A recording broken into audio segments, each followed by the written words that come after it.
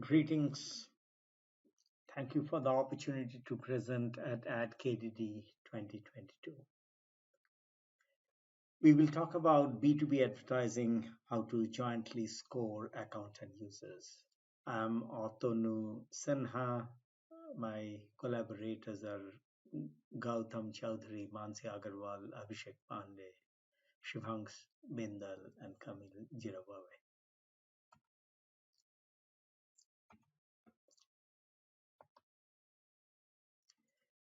Business to business marketing is distinct from B2C marketing, which attracts much more headlines, especially in research. A major difference is that, unlike B2C, business to business marketing focuses on suppliers selling products and services to other businesses. It could be a large software system, it could be tires to manufacturers of automobiles, and so on and so forth. In business to business, an account designates a business buyer. Each account comprises individuals or leads. The leads interact with potential suppliers' website or through other channels, these days increasingly digital. The buying cycle can be 6 months to 18 months or even more. The account's decision whether to buy is a consultative decision among the leads, hence it's a group decision-making problem. Now, B2B's contribution to the web success is valued at larger and significantly larger. In a Statista report, 6 times larger than the B2C e-commerce market, as well with a higher or at par growth rate. There are many use cases, all the way from customer acquisition to retention of customers to cross-selling. Cross-selling is quite big in B2B, funnel leakage, and very importantly, optimal allocation of resources by the supplier, because the supplier has to deal with a very large set of potential leads. Traditionally, a lot of the scoring have been rule-based.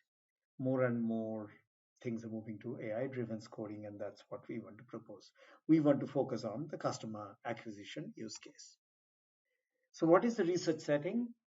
The group collectively and collaboratively decide whether to buy, and the decision is dynamic. Since the purchase cycle is very long, the decision can change up to the very last moment until the decision. Individuals or leads within the account are tasked with different interactions with the supplier to get different types of information. So there's heterogeneity there. And because the purchase cycle is long, based on scoring the group dynamics, the supplier decides which individuals to engage with and how much of resources to allocate. Resources can be costly, including human salesperson. So not all individuals will get the same amount of attention from the supplier. And that's where the scoring model can come into great use. So coming to the research questions, how to jointly score collaborative group decision only from activity data of individual members of the group without any data of consultations among individual members. So the data that individual members consult are not available. And we want to score the dynamics of the group decision as well as the dynamics of each individual in the group for different resource allocation purposes. Now, the literature has done a good job with many papers trying to score individuals across lots of domain. This joint scoring, both at the level of the group and the individual, is something new that we are trying to posit here, and the dynamics of the scoring model. So what is the data? This is data of supplier's interaction with lots of accounts, and each account has a many number of leads. What are some of the activities of the individuals that are observed in the data? Email clicks, click email, send email, unsubscribe email, opening sales email, click sales email, send sales email, forwarded email, receive forwarded email, sent. Then there are static features of individuals, the source of arrival onto the supplier side, whether they have opted out of email, whether they're opted out of any phone contact. And there are account level static features, revenue, number of employees. Note that static features at the account level apply to all individuals or leads within the account. Of course, the static features at individual levels vary by individuals. Now, in short, what we are doing pictorially is the following, and we have two examples here. So there is one account 229 where the broken blue line indicates the account score and the individual lead score over the weeks are shown across the other colored lines, individual 0 through 5. Similarly, for account 282, we find the blue broken line is the account level score and the other lines are for the individuals. What happens is that the left-hand side account, the scores do not change much, and these are model-derived scores.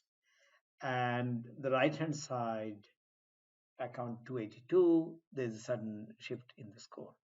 And it turns out that the left-hand side account did not convert and the right-hand side account actually ended up buying or converting.